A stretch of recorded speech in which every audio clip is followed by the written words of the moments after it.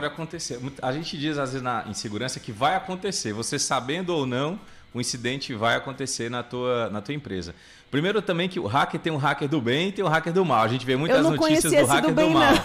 Mas tem. Eles ajudam as empresas até a aprimorarem. É mesmo? Até quando eles fazem algum tipo de demonstram que há algum tipo de vulnerabilidade, ele está ajudando ali as empresas. Então são hackers do bem e tem os hackers do mal aí que a gente vê muito por aí. Prazer, Nayane, eu só queria conhecer os do bem, por favor. Pois é. Então nesse caso, a suspeita, né, de que numa mudança de sistema, quando ela muda a plataforma na empresa, ela não cuidou bem dessa passagem de uma plataforma para outra. Sim. E ficaram expostos vários dados que seriam esses dados, nome, CPF, telefone, endereço, a renda, né, a empresa com a qual aquele cliente está vinculado. Então isso foi explorado e aí esse hacker tomou conhecimento desses dados e fez essa divisão, né, do que seriam clientes de alta renda ou clientes comuns daquela empresa. Tem também uma outra linha que é com relação ao sistema de permissão, que quando você tem uma empresa, você tem sim, sistemas que determinadas pessoas têm níveis de acesso, que a gente chama de sistema de segregação de privilégios. Né? E ele equivocadamente foi colocado como público para todos os funcionários. E aí, supostamente, um vendedor da concessionária dessa montadora de luxo, ele teria vendido esses dados no mercado. Que loucura. Que acabaram, vendeu para construtoras, imobiliárias. Corajoso, hein? Pois é. E aí esses dados acabaram chegando a esse hacker que classificou e divulgou essas informações na internet. Pois é. Aí a gente entra novamente na LGPD, que é a Lei Geral de Proteção de Dados. E a gente volta a falar sobre isso, que ela tem exigido aí cada vez mais esse cuidado com as informações de clientes. Até porque o comércio gira em torno disso. O que essas empresas elas precisam realmente fazer para adequar e também evitar esse tipo de situação, essas penalidades? Porque isso foi muito sério, hein? É muito sério. O Código de Defesa do Consumidor já tinha uma proteção assim sobre os bancos de dados de clientes. Mas com a LGPD você tem uma proteção muito mais robusta. Sim. E além de colocar uma série de obrigações para as empresas de prevenção, de responsabilização, de prestação de contas, ela também dá um ferramental jurídico e legal para que os titulares dos dados possam exercer os seus direitos nesses casos de incidente. Olha que loucura, né, gente? Mas que bom que existe, então, para poder dar esse auxílio, esse amparo numa situação tão delicada como essa, né?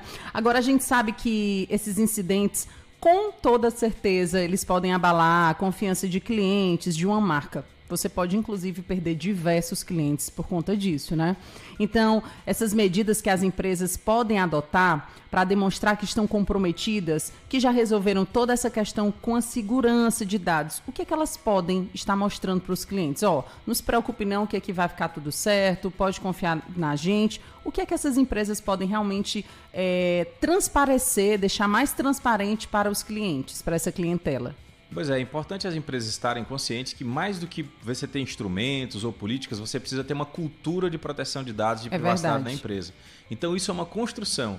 Então é você ter uma política, é você ter planos e políticas que vão lidar com como é que eu posso prevenir incidentes, como é que eu posso prevenir vazamentos, Perfeito. como é que eu devo agir se houver algum tipo de incidente, como é que eu posso capacitar as pessoas para alertarem a empresa se tiverem algum tipo de incidente, os próprios colaboradores, né?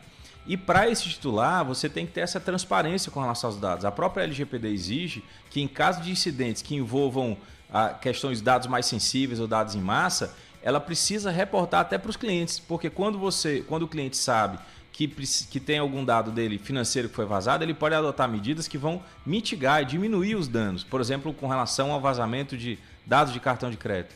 Então é muito importante que as empresas adotem sistemas como ter as políticas de governança dos dados pessoais, você ter mecanismos que você previna incidentes, então, e a comunicação clara com esse titular do dado, porque os danos são muito elevados, né? Um titular desse que tem um dado vazado, se utiliza toda uma engenharia social, como, por exemplo, utilizar o endereço que ele tem, o nome, o e-mail, o celular, a renda que ele tem, e sabendo que ele gosta daquela marca, que ele tem um carro daquela marca, ou que ele tem um financiamento com o banco vinculado àquela marca, ele pode fazer um golpe que fica muito verossímil para aquela pessoa cair.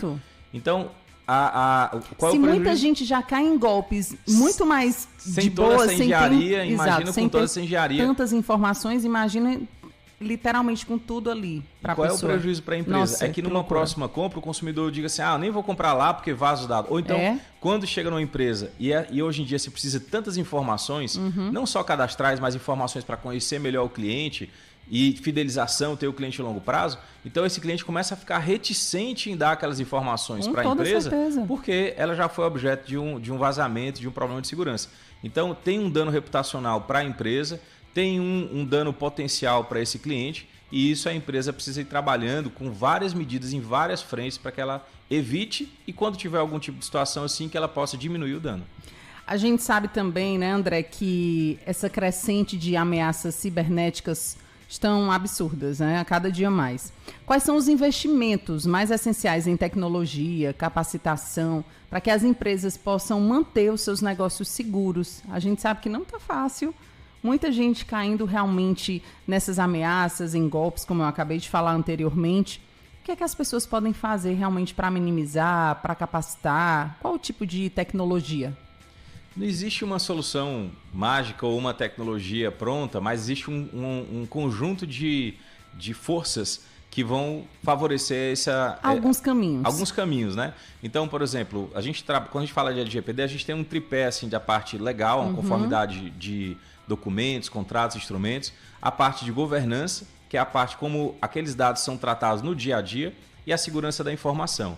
Então, são basicamente um programa de conformidade, ele envolve o estabelecimento de políticas claras que vão direcionar para onde vai os rumos das ações daquela empresa, a adoção de instrumentos de segurança que são, por exemplo, DLP, que é Data Loss Prevention, que diminui um pouco a ação humana e também na parte humana, capacitação dos colaboradores, punições para aqueles que cometerem infrações, conscientização para que eles possam reportar. Com certeza. Né? Então, você tem hoje um conjunto de forças que são capacitação, conscientização, instrumentos, ferramentas tecnológicas, tudo isso construindo uma cultura de privacidade na empresa.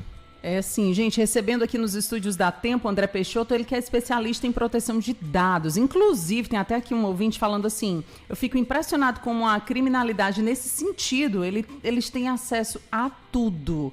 E é muito impressionante, porque até pergunto aqui, quem nunca caiu em um golpe? A gente conta nos dedos. Seja ele do pequeno, médio ao maior de todos. Mas eu acredito que sempre existe alguma pessoa que já caiu em alguma situação que infelizmente ou teve um telefone clonado, enfim, seja qual for o golpe, né? É impressionante como essa crescente tem uma veracidade absurda, né? É sim, porque a gente está num momento em que assim, a nossa vida está toda digital, né? Toda as informações estão todas lá. Mesmo das coisas que a gente faz no mundo físico, as informações estão no digital. Então isso, as empresas ainda estão começando nesse caminho de conformidade, se preocupar com segurança, né? Num grau maior ou menor. Então assim, existem muitas vulnerabilidades nas empresas. As pessoas, os titulares dos dados, ainda estão muito vulneráveis porque não tem aquela malícia, não tem o conhecimento de todos os golpes, sempre está surgindo uma coisa nova. E aí, esse é um ambiente totalmente favorável para esses golpes, né? Então, claro que tem todo um esforço de encontrar esses caras e punir, eles devolverem, responderem, mas também até mesmo para esse aparelhamento é muito difícil. Então existe hoje um conjunto de fatores que favorece a prática desses crimes. E aí tem que ter um esforço conjunto das empresas de se prepararem melhor, dos titulares de conhecerem melhor esses golpes, desconfiarem sempre e também do poder público de encontrar e punir esses infratores. E, inclusive é como se fosse praticamente um campo minado, onde você vai ali andando e aí você tem que ter cuidado com aquilo ali, e aí você tem que ter cuidado com a bomba, com um possível golpe, e aí vai passando. E tem que ter esse cuidado e estar sempre por dentro do que está acontecendo, né? Porque a gente sabe, André, que ninguém fica realmente imune a uma situação dessa. Não. Sempre um ou outro, é como você falou, a tecnologia avança, os crimes cibernéticos também, e a gente tem que ter um cuidado maior.